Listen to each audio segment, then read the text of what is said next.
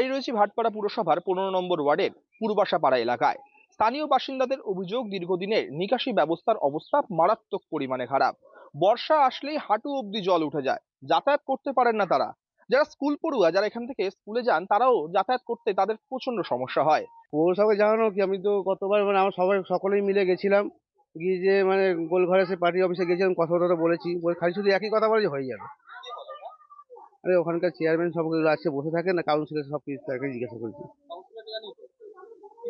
না কোনো বলছে খালি শুধু বলে একই কথা যে হয়ে যাবে। আমরা আরো তো সবাই মিলে গেছিলাম, তারপর লিখে টিখে নিয়ে গিয়ে নাকি যখন করেছি, কিছুই হয় না।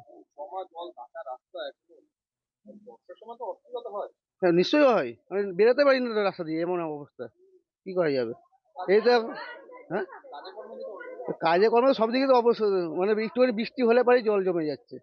এই জন্য কলের জল দেখেছেন তো কি হচ্ছে, কলের জল তো পড়তে না পড়তে অবস্থা, তারপরে যে জমে যাবে, এই তো অবস্থা। স্থানীয় পৌরমাতাকে বারবার জানিয়েও মেলেনি কোনো সুরাহা। অতএব আগামী দিনে কি পরিস্থিতি হবে বর্ষা আসলে, দেখা এখন সেদিকেই।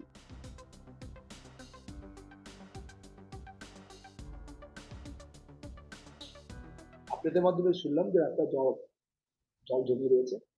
আমার যেটা মনে হচ্ছে দেখে যে ওয়াটার লেভেলটা ঠিক নেই বলে জলটা কোথাও আটকে রয়েছে। আমাদের নিকাশি ব্যবস্থা যারা কাজ করছেন এই ওয়ার্ডে, তারা নিশ্চিতভাবে দেখবেন, তাদের যদি খবর দেওয়া হয় কাউন্সিলরের মাধ্যমে, তাহলে তারা গিয়ে জমা জল পরিষ্কার তো করবেনই, এবং প্রয়োজনে আমাদের পৌরসভা ইঞ্জিনিয়াররা যাবেন, গিয়ে দেখবেন নিকাশি ব্যবস্থাটা ঠিক মতো আছে কিনা, বা জলের বেরোবার রাস্তা কোন দিকে, সেটা দেখলে আমরা খবর আসলে নিশ্চিত ব্যবস্থা নেব। কবে মিটবে এই সমস্যা, আর কবে ফিরবে আগের জায়গায় ভাটপাড়া পুরসভার এই 15 নম্বর ওয়ার্ডের পূর্বাশাপাড়া এলাকা? ভাটপাড়া থেকে শুভজিৎ সিং এর রিপোর্ট, আমার শহর কলকাতা টিভি।